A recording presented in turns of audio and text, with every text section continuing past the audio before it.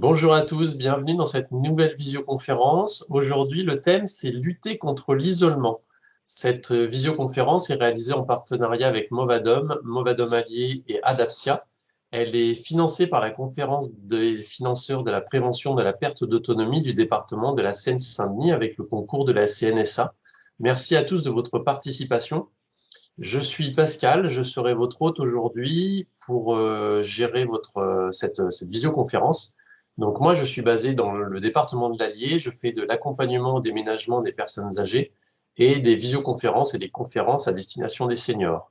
Je répondrai à vos questions techniques dans le chat et puis à la fin de la conférence, j'ouvrirai les micros pour que vous puissiez intervenir et poser vos questions.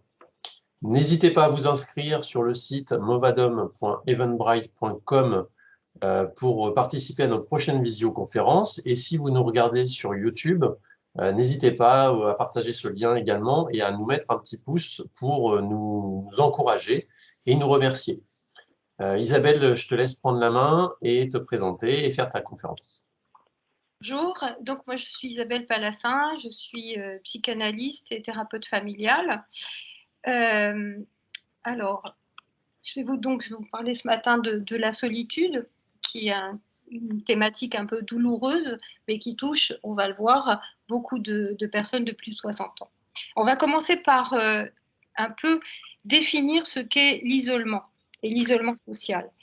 Dont on va parler au cours de cette conférence. L'isolement social, dit l'INSEE, c'est la situation dans laquelle se trouve la personne qui, du fait de relations durablement insuffisantes dans leur nombre ou leur qualité, est en situation de souffrance ou de danger. Les relations d'une qualité insuffisante sont celles qui produisent un déni de reconnaissance, un déficit de sécurité et une participation empêchée. Alors, cette définition, me semble-t-il, est très intéressante. Pourquoi? Parce qu'elle redit bien, en fait, notre statut d'animal social, en quelque sorte. Ça veut dire que depuis notre naissance, on est dépendant des autres et dépendant du regard des autres. Comment? C'est vrai que dès qu'on naît, dès qu'on vient au monde, nous sommes finalement dépendants. Le petit humain arrive au monde, il ne sait pas se nourrir, il ne sait pas prendre soin de lui, donc il a besoin d'un autre. Et puis, outre cette question de nourriture, enfin cette question essentielle de répondre aux besoins essentiels du nourrisson, il a aussi besoin du regard. Il a besoin d'être regardé, d'être porté, qu'on lui parle. Des études, notamment menées par Spitz au début du siècle dernier, au milieu du siècle dernier plutôt, sur l'hospitalisme, montraient que des enfants à qui on donnait suffisamment d'eau, suffisamment de nourriture, qu'on changeait, etc., mais à qui on ne parlait pas, eh bien, dépérissaient. Donc on voit bien, à travers cet exemple, combien c'est important d'être en lien avec les autres. Et donc, quand l'INSEE parle de qualité insuffisante et donc parle de déni de reconnaissance, par exemple, bien, il s'agit de ça, c'est-à-dire il faut être reconnu comme humain appartenant à la communauté humaine dans le regard des autres. C'est-à-dire il faut être accueilli par les autres pour pouvoir se sentir suffisamment bien dans sa peau. Ensuite, c'est vrai que la solitude, l'isolement social, entraîne aussi un déficit de sécurité. Alors pourquoi? On le verra tout à l'heure. C'est vrai que bien être seul nous livre en fait à des risques de chute, des risques même d'agression, etc. Et puis ça, c'est intéressant aussi, c'est une participation empêchée. Alors, qu'est-ce que c'est que cette participation empêchée? C'est aussi une façon de prendre sa place dans la société. C'est-à-dire que lorsque l'on est seul, lorsque l'on n'est pas accueilli dans un groupe, on se sent en fait en dehors en dehors de tout lien social et on ne se sent pas forcément citoyen à part entière, par exemple. Et donc, on est empêché dans sa participation à la société. Voilà. Alors, cette définition aussi montre qu'il faut faire une différence entre l'isolement social et la solitude. Alors, quelle est cette différence? La différence, c'est que la solitude, c'est un sentiment. C'est-à-dire que c'est subjectif. On peut se sentir seul au milieu d'un groupe de personnes, par exemple. Et puis aussi, on peut choisir la solitude.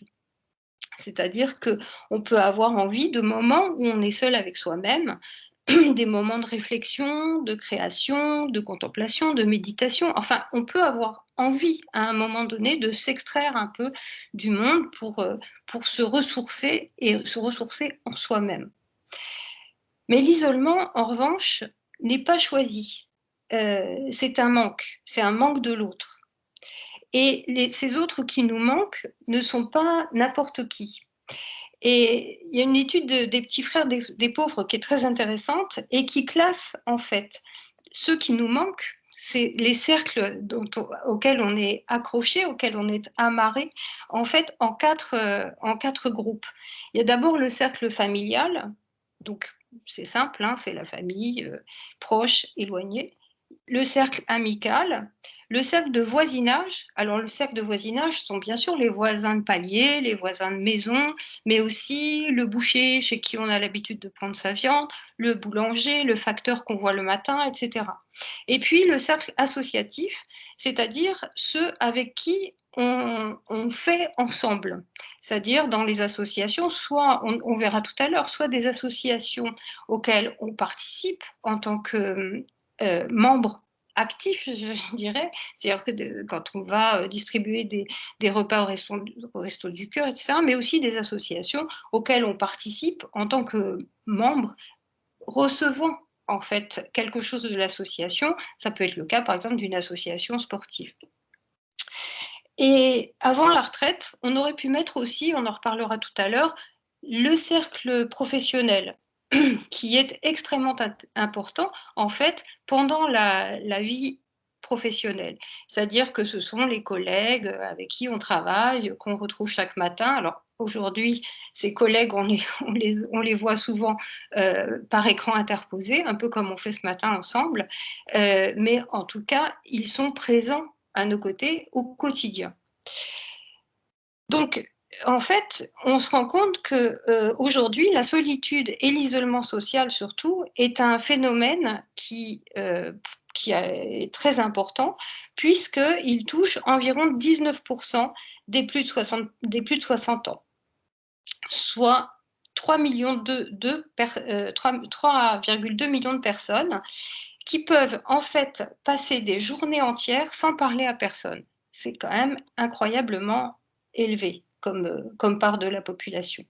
Et c'est une réalité qui touche tout particulièrement les plus de 80 ans, ils sont 26%, et puis notamment les 85-89 ans, qui sont eux 30%, à ne parler à personne pendant toute la journée.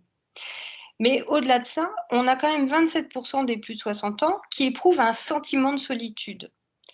Donc, ce ne sont pas des gens forcément qui ne parlent à personne de toute la journée, mais ils se ressentent seuls, en tout cas. Et alors, ce qui est intéressant aussi, c'est qu'on voit une différence aussi entre l'Île-de-France et les régions.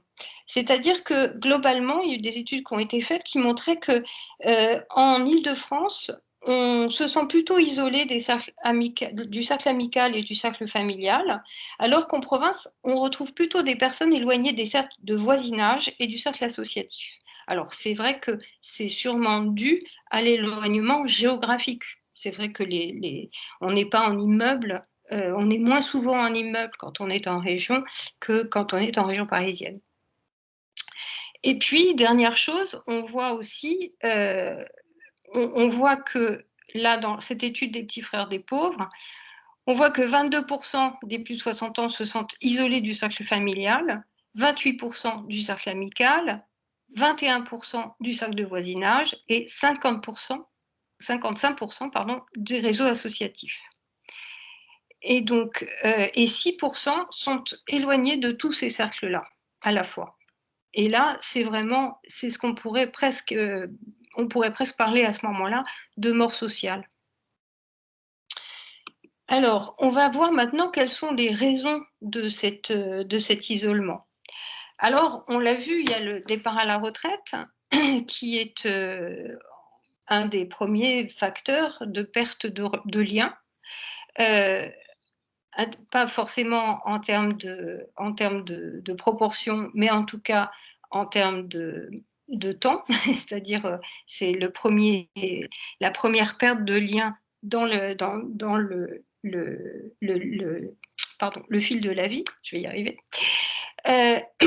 Donc en plus, la retraite, elle est d'autant plus à une perte de lien, on va le voir, quand on déménage à la retraite. C'est-à-dire que si vous décidez au moment du départ à la retraite de partir dans une région où finalement vous passiez vos vacances mais où vous n'avez pas beaucoup d'attaches, au fond, vous allez perdre en quelque sorte tout le nid de liens que vous aviez, c'est-à-dire les liens de voisinage, les liens amicaux, etc., pour vous implanter dans un lieu où vous n'avez pas retrouvé forcément tous ces liens que vous avez tissés pendant toute votre vie professionnelle et toute votre vie d'adulte entre 20 et 60 ans.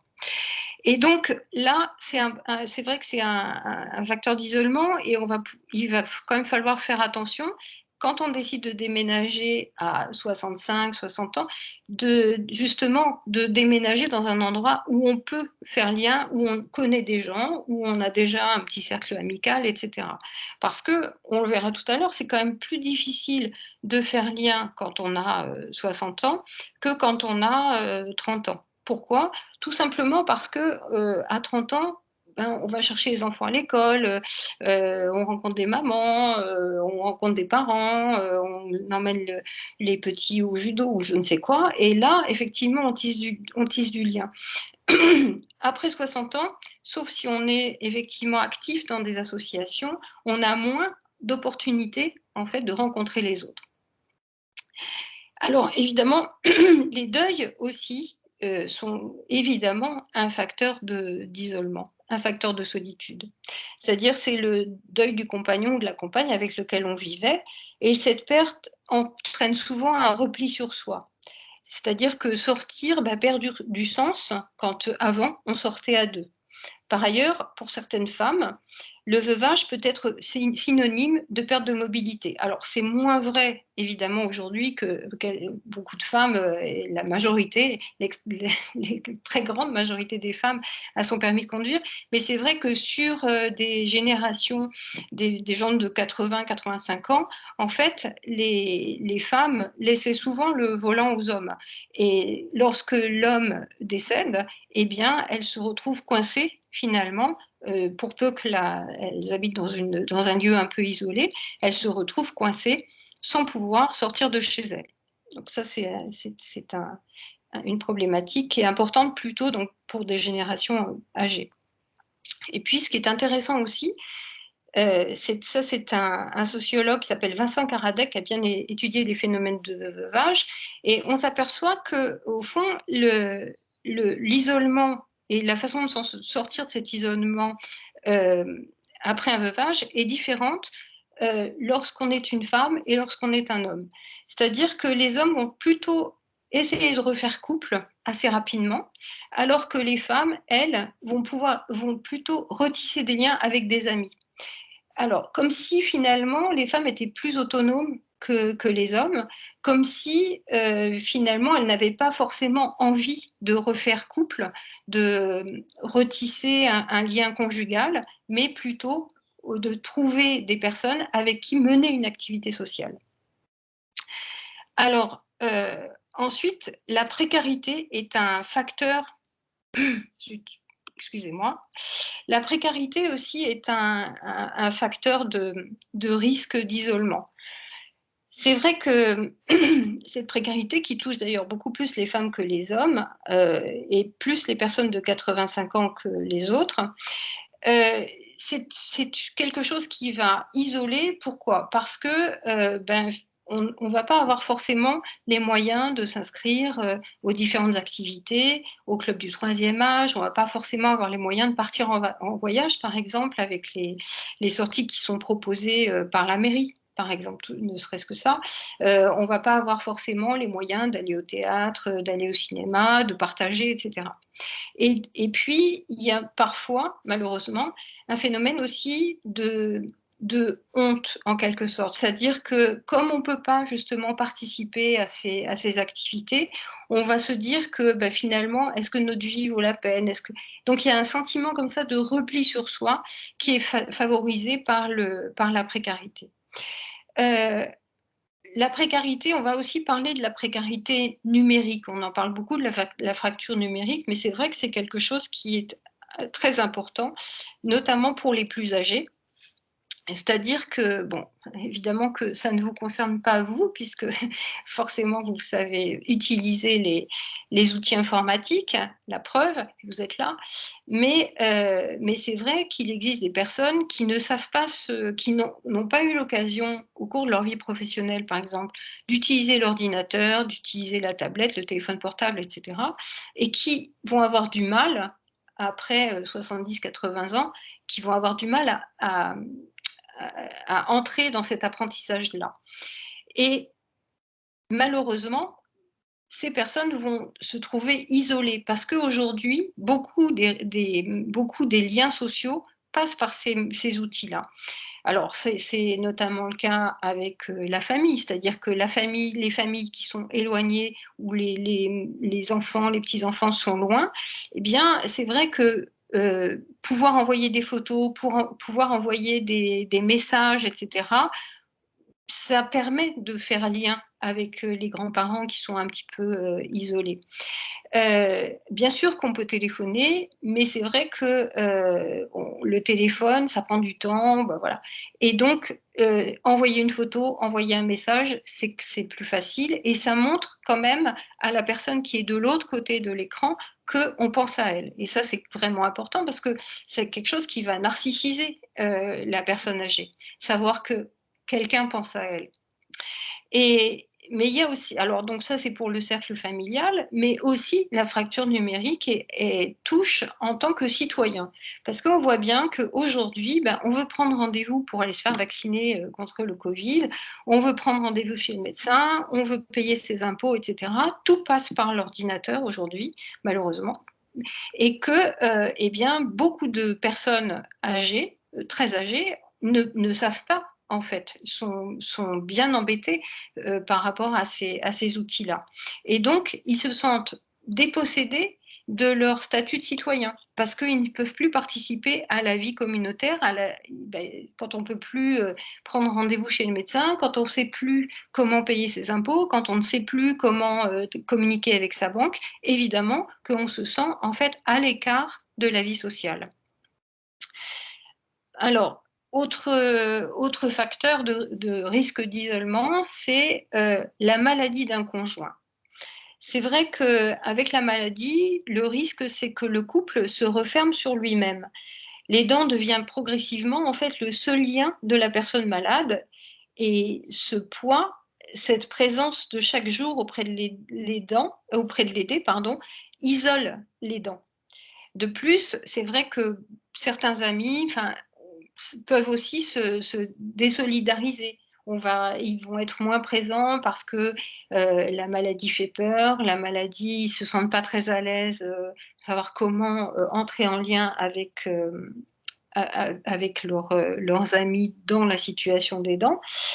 Et donc, il y a un collectif qui s'appelle Je t'aide, de soutien aux aidants, qui montre qu'un aidant ou une aidante sur deux se sent seul et pas soutenu par son entourage.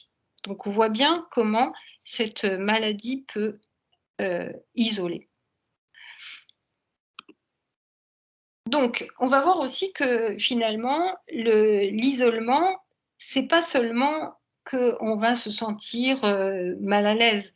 En fait, c'est pas seulement quelque chose qui va être une douleur subjective. C'est bien sûr qu'il y a. Attendez, je ne suis pas sur la bonne slide. Bien sûr qu'on va y revenir, et c'est important, ce sentiment de solitude, cette tristesse liée à la solitude est vraiment important, mais aussi on a un risque d'insécurité C'est-à-dire que une personne qui vit seule, qui tombe qui tombe dans sa cuisine, par exemple, eh bien, ça va être compliqué. Elle risque de rester longtemps par terre sans que personne vienne la ramasser. Ça, c'est vraiment un risque auquel pensent beaucoup, beaucoup de personnes âgées isolées. Et c'est notamment ce qui va entraîner l'entrée en EHPAD ou l'entrée en tout cas dans un logement collectif où là, effectivement, il y aura le regard des autres qui pourra venir en aide, en fait. C'est l'autre secourable.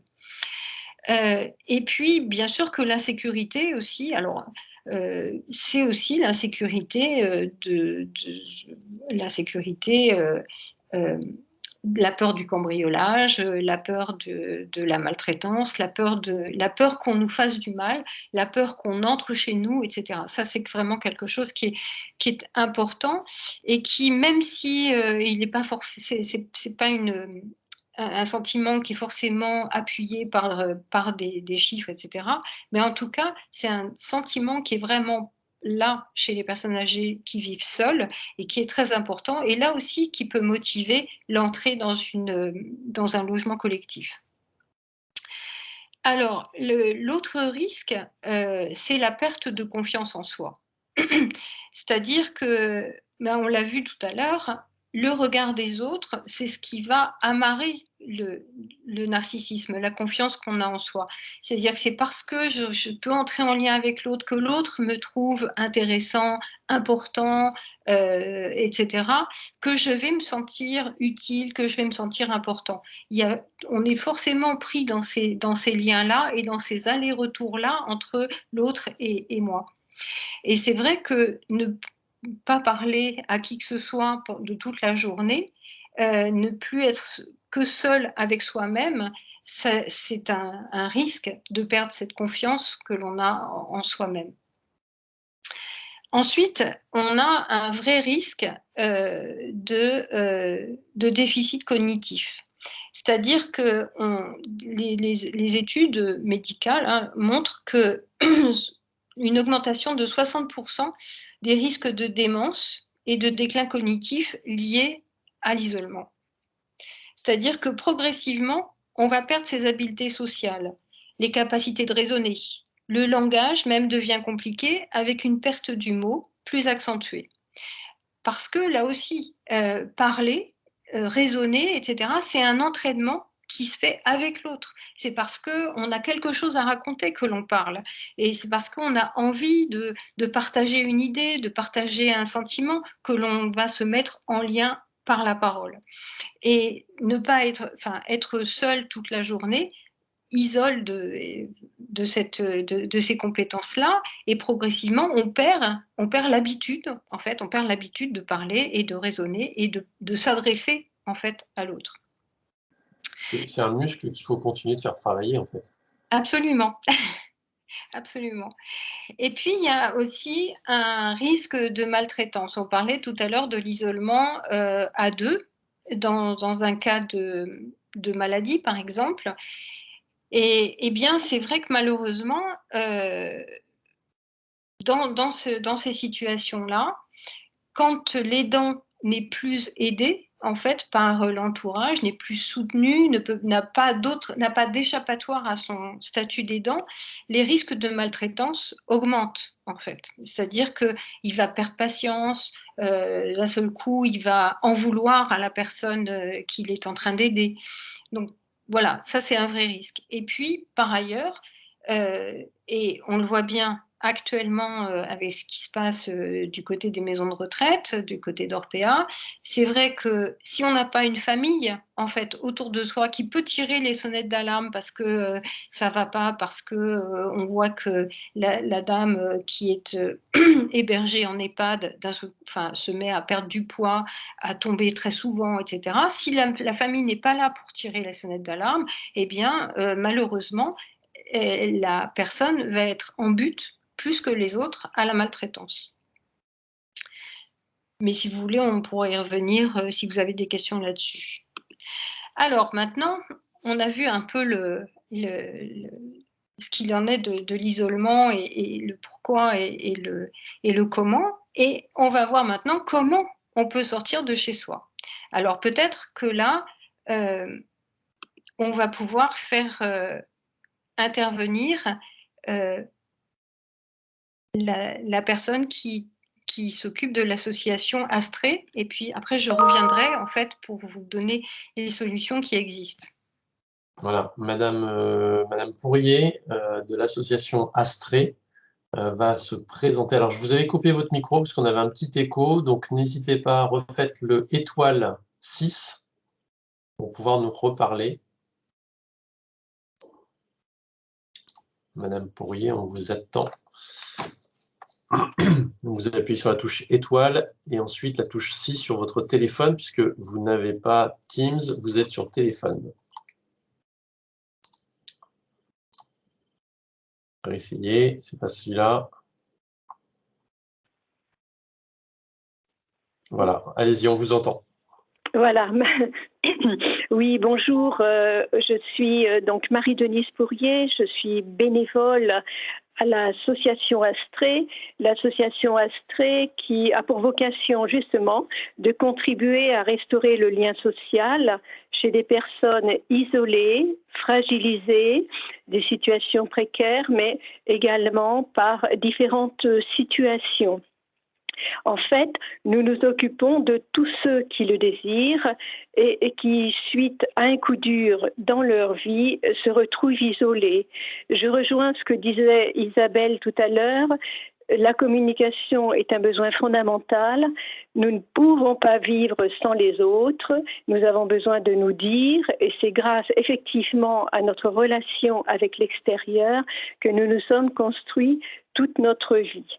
Et donc, le fait d'être isolé est une véritable souffrance.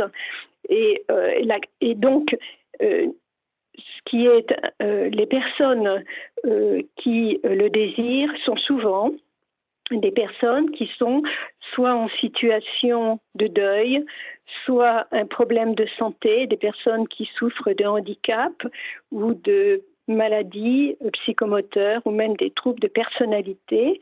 Donc ce sont des problèmes plus ou moins graves de santé, que ce soit physique ou psychique, et la question de santé contribue, l'un des principaux facteurs de risque de détresse morale et d'isolement. Et inversement, l'isolement risque d'aggraver aussi l'état de santé. Et donc, face à ces difficultés, nous répondons aux demandes parce que l'objectif, c'est de favoriser un retour à l'autonomie et à la resocialisation. Alors, notre association existe depuis 35 ans. Elle a été créée par le fondateur de SOS Village d'enfants, Gilbert Coteau, qui a également créé d'autres associations, notamment l'association Delta 7, qui avait pour but de mettre en place, d'innover dans le domaine social, et notamment c'est l'association Delta 7 qui a créé le système de téléalarme pour les personnes âgées. Donc, nous accompagnons les personnes qui en font la demande dans la durée, une fois par semaine, soit en présentiel, si la personne peut se déplacer au niveau de notre antenne, soit par téléphone, si la personne ne peut pas se déplacer. Mais nos bénévoles peuvent également se déplacer à domicile si la personne est dans un handicap plus ou moins important. Voilà, alors comment se déroule notre prise en charge? Eh bien, nous recevons la demande de la personne qui a besoin d'être aidée par téléphone, puis nous proposons un premier entretien avec un référent de l'association pour bien vérifier que nous pouvons bien répondre à sa demande. Si une personne veut qu'on l'aide seulement dans sa recherche d'emploi, par exemple, nous l'adressons à une autre association.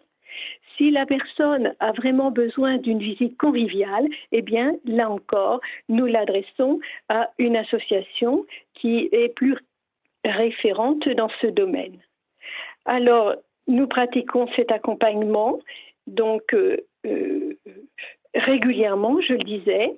C'est un accompagnement qui se fait dans la durée, qui s'adresse à tous les âges de la vie et bien évidemment aux personnes qui sont en retraite et au-delà, et dans les différents contextes.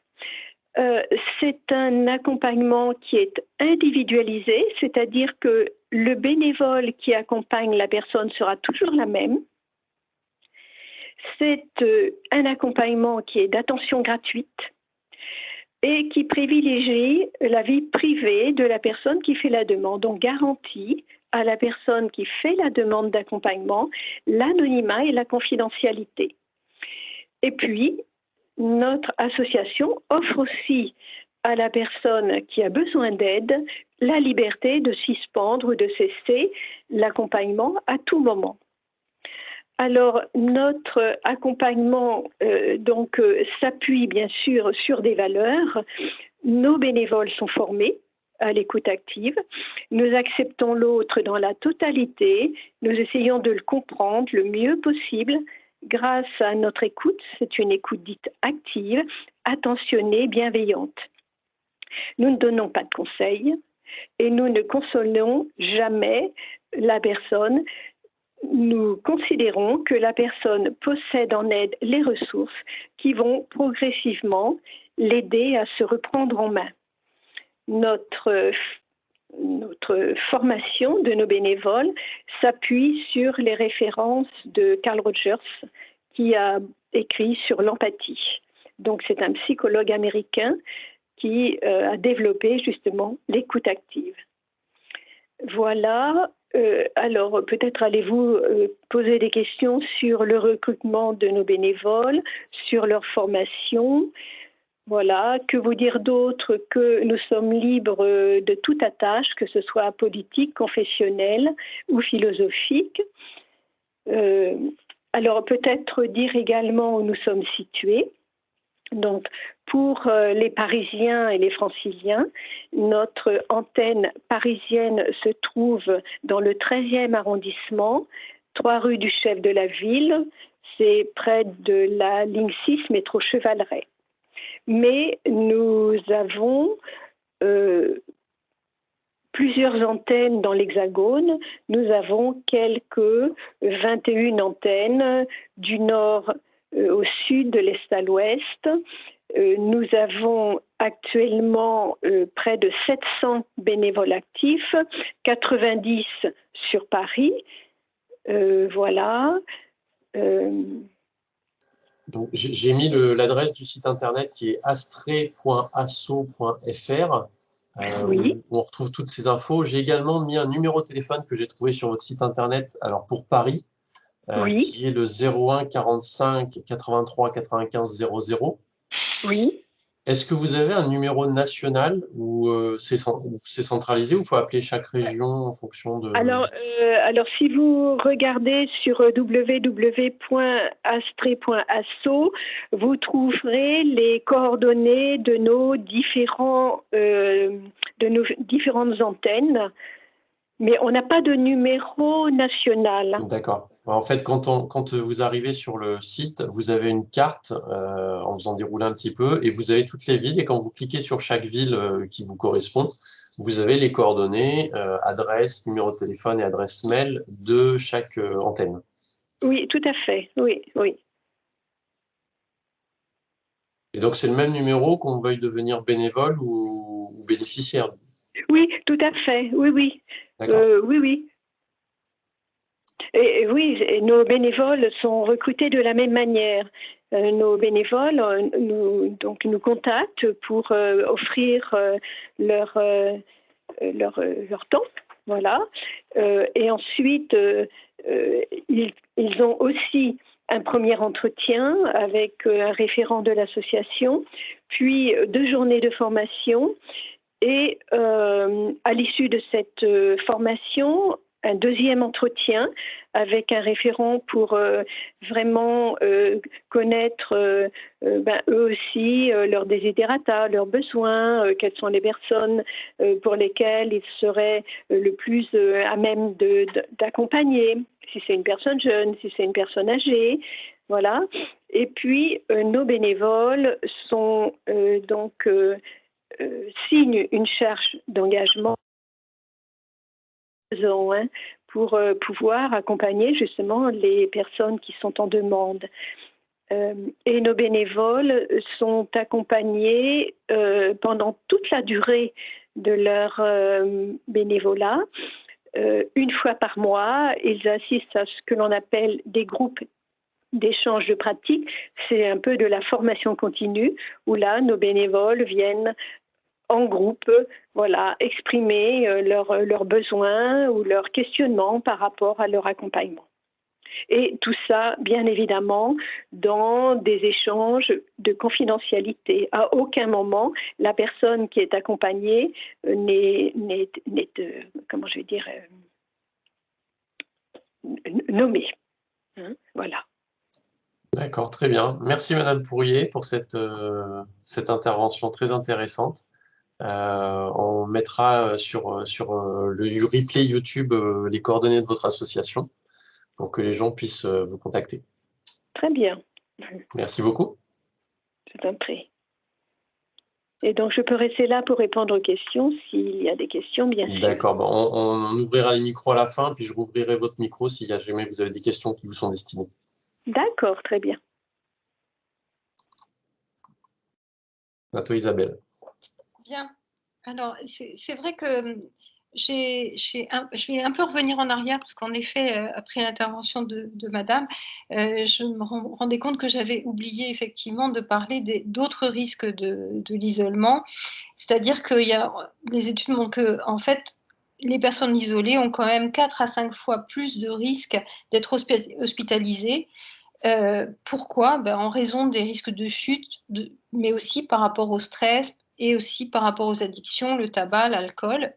Et puis, les risques de dépression et même des dépressions graves conduisant au suicide sont augmentés avec l'isolement. Maintenant, on va voir un petit peu comment on peut sortir de chez soi, comment on peut sortir de cette solitude. Alors, bien sûr, Madame, avec son association Astrée, montre qu'effectivement, il existe des associations auxquelles on peut s'adresser pour rencontrer des bénévoles qui vont rompre justement notre solitude. Mais on peut aussi soi-même, quand on le peut, parce que ce n'est pas toujours évident. C'est-à-dire que la question de la dépression, par exemple, fait que c'est pas si facile que ça de sauter le pas en fait pour aller vers l'autre. C'est-à-dire qu'à partir du moment où on commence à entrer dans une dépression, contrairement à ce que beaucoup pensent, il suffit pas de se mettre pour parler vulgairement, un coup de pied aux fesses. En fait, c'est vraiment toute une capacité qui est altérée par la dépression. Mais quand on est en capacité de le faire, eh bien, il y a des solutions pour sortir de chez soi. Alors, quelles sont-elles? Bien sûr qu'il y a les clubs et les associations, les clubs de troisième âge, par exemple, où on peut retrouver les autres, qui organisent donc des activités, des voyages, des sorties, etc. Et puis, en fait, on a deux types d'associations, enfin deux façons d'être en lien, c'est ce dont je parlais tout à l'heure, deux façons d'être en lien avec les associations, c'est-à-dire que soit on est actif dans l'association, on va distribuer, comme je le disais tout à l'heure, des repas, on peut faire de l'aide aux devoirs pour les petits, par exemple, on peut aller voir les autres, pourquoi pas devenir bénévole dans une association comme Astrée. Et puis, ce qui est quand même une façon aussi de faire lien avec des personnes qui ont les mêmes préoccupations que soi, c'est-à-dire des personnes qui, elles aussi, ont ce souci de l'autre. Mais aussi, on peut rejoindre des associations autour de centres d'intérêt. Par exemple, on peut avoir envie de rejoindre une association de Scrabble, une association de golf, de je sais pas quoi, de bridge, de peinture, apprendre à faire du modelage, etc. C'est-à-dire que là, l'intérêt, il est double. C'est-à-dire qu'à la fois, on peut s'entraîner de façon cognitive aussi. C'est-à-dire que si on rejoint une association où on va pouvoir apprendre une technique, par exemple, si on se met à faire de la peinture ou du modelage, ou du théâtre, ou je ne sais quoi, ou un atelier d'écriture, mais aussi, on va se mettre en lien avec des personnes qui ont le même goût que soi. Et donc, on a déjà, en fait, un groupe avec lequel on peut avoir des affinités. Et ça, c'est important parce que ça va permettre, effectivement, de multiplier les liens sociaux avec des gens avec lesquels on se sent bien. Il existe aussi, évidemment, tous les clubs qui permettent de pratiquer une activité sportive. C'est-à-dire que l'activité sportive, on peut la pratiquer évidemment avec une copine, on peut aller faire de la marche nordique avec une amie, avec une voisine, etc., ou avec un voisin. Mais il existe aussi des associations qui permettent de se remettre au sport tranquillement. Alors, je voudrais juste faire une mention spéciale pour le PGV, c'est l'association Éducation physique gymnastique volontaire, qui est une très vieille association, qui a plus de 100 ans, et qui est implantée partout en fait en France, et qui propose des activités sportives qui sont vraiment dédiées aux... Alors, pas que, ils ont des activités pour les enfants, mais aussi ils ont des activités pour les seniors, avec des gyms seniors, des gyms anti-chute, etc. Et ce qui est assez intéressant, parce que d'une part, ça permet de reprendre confiance en soi, en son corps, etc., retrouver ses appuis, mais aussi ça permet de rencontrer d'autres personnes. Alors, juste, ça peut paraître anecdotique, mais c'est quand même intéressant à souligner, c'est que le chien, prendre un chien quand on se retrouve seul, ça peut être aussi une façon de faire lien. Pourquoi? Parce que le chien, il faut le sortir 2 fois par jour, que c'est l'occasion de rencontrer d'autres propriétaires de chiens, d'échanger sur le vétérinaire, sur ce qu'il mange, c'est toute proportion gardée, parce que bon, on va pas comparaison n'est pas raison, comme dirait l'autre, mais c'est un peu comme quand on était parents et qu'on allait chercher notre enfant à la sortie de l'école, c'est-à-dire qu'on avait des choses en commun avec les gens qu'on rencontrait. Là, c'est pareil avec le chien qu'on sort, et on rencontre d'autres propriétaires d'animaux, et là, on peut échanger sur ce compagnon à 4 pattes. Et puis, donc, il y a aussi des façons d'être... Ça c'était pour les façons de sortir de chez soi, en fait, quand on est en capacité de le faire, encore une fois. C'est-à-dire quand on a les capacités cognitives, mais aussi les capacités physiques de sortir de chez soi. Mais on a aussi des solutions pour être moins seul chez soi. C'est-à-dire pour que d'autres viennent nous rencontrer. Alors, évidemment, il y a certaines associations, comme Astrée, dont Madame nous a parlé, permettent effectivement d'envoyer des bénévoles à votre rencontre. Mais il existe également, oui, une solution qui est l'habitat partagé. C'est-à-dire que si vous avez, par exemple, une grande maison, vous vous retrouvez veuve ou veuf, et puis les enfants sont partis, et donc la maison devient trop grande pour vous, il est possible, en fait, via des associations, de louer une pièce, par exemple, à un étudiant. Et donc un loyer modeste, mais c'est quelqu'un qui sera en permanence avec vous. C'est à la fois sécurisant parce que là, typiquement, ce dont on parlait tout à l'heure, si vous tombez, si vous avez peur le soir, etc., vous ne serez pas seul chez vous. Et puis, c'est aussi dans cette rencontre intergénérationnelle aussi, se créent des liens qui vont vous permettre d'être finalement branché sur le monde des jeunes, sur le monde tel qu'il est en train de changer, sur le monde tel qu'il fonctionne en ce moment. Donc ça, c'est vraiment une solution qui peut être intéressante si vous avez cette possibilité, si vous avez une pièce de libre. Mais l'habitat partagé aussi, ça peut être rejoindre un habitat collectif. Alors, on en parlait tout à l'heure. C'est vrai que l'isolement, c'est une des raisons qui font qu'on a envie de rejoindre un habitat collectif, c'est-à-dire aussi bien une résidence-service. Alors, pour rappel, une résidence-service, c'est un lieu où vous avez un studio 2 pièces, mais qui se trouve dans un immeuble qui est un peu particulier parce qu'au rez-de-chaussée, vous allez trouver une bibliothèque, par exemple, où vous pouvez rencontrer des autres, une salle à manger, ou éventuellement, si vous le souhaitez, vous pouvez prendre des repas ensemble. Donc ça, c'est une possibilité, c'est la résidence-service. L'EHPAD, bien sûr, qui est plutôt réservé aux personnes âgées dépendantes. Et puis, l'accueil familial aussi peut être une solution, c'est-à-dire que si vous sentez vraiment éloigné en fait de votre famille, ou si vous n'avez pas de famille, eh bien, dans ce cas, vous pouvez être accueilli dans une famille qui vous dédiera un lieu chez elle, etc., et qui est formé à recevoir du monde. Voilà. Alors, quels bénéfices on va en tirer? Je vais terminer rapidement pour vous laisser le temps de poser des questions.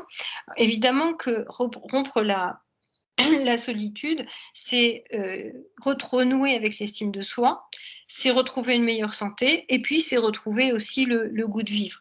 Alors, vous allez me dire, maintenant, où est-ce qu'on peut s'adresser pour retrouver finalement les associations dont on a parlé? Alors, il y a plusieurs solutions. Soit vous pouvez, au niveau local, prendre contact avec le CLIC, c'est-à-dire la coordination gérontologique de votre commune. Vous pouvez vous renseigner à la mairie aussi, au CCAS, au Centre communal d'action sociale. Et puis, au niveau national, il y a la coopérative départementale Mona Lisa, qui regroupe en fait toutes les associations qui ont pour but de rompre l'isolement. Et puis, au niveau individuel aussi, votre caisse de retraite, votre mutuelle, votre assurance santé peuvent vous donner des pistes pour être moins seul chez vous. Voilà. Donc, je vous remercie de votre attention. Et maintenant, si vous voulez poser des questions, la parole est à vous. Avant de reprendre les questions, on va conclure cette visio pour YouTube, pour l'enregistrement. Comme ça, après, on pourra ouvrir les micros. Donc, n'hésitez pas à remplir le questionnaire de satisfaction en cliquant sur le texte bleu. Cliquez ici. Ça nous permet, nous, de faire un retour à nos financeurs, et puis ça vous permet aussi à vous de nous proposer de nouvelles thématiques que vous souhaitez qu'on aborde, ou simplement laisser un commentaire pour dire que la conférence d'Isabelle était très, très, très, très, très intéressante et que vous avez hâte de la revoir. Merci, Pascal. Je vais vous mettre le lien dans le comme ça vous l'aurez. Hop, c'est par là que ça se passe. Ensuite, donc tous les projets de Gwendoline et auxquels Isabelle est bien assimilée aussi. Donc la chaîne YouTube, vous tapez sur YouTube Gwendoline Cotteret et vous cherchez toutes les vidéos que vous avez déjà vues ou revues. Partagez ce lien avec vos proches aussi. Pareil pour l'inscription visio, c'est movadom.evenbright.com. Ensuite, le livre audio donc, sur le déménagement des seniors, coécrit avec Isabelle, c'est movadom.com/livre. Et puis, la nouveauté, c'est les podcasts sur le déménagement aussi, avec beaucoup de témoignages. Donc, c'est go.movadom.com/podcast. On se retrouve pour la prochaine visioconférence sur équilibre et prévention des chutes. C'est jeudi après-midi à 15 h. Ça sera avec Chloé, normalement. Et puis, encore merci Isabelle et merci au département, à la conférence des financeurs du département de la Seine-Saint-Denis pour le visioconférence. Et si vous avez des questions, c'est sur contact@. Merci à tous et à tout de suite pour les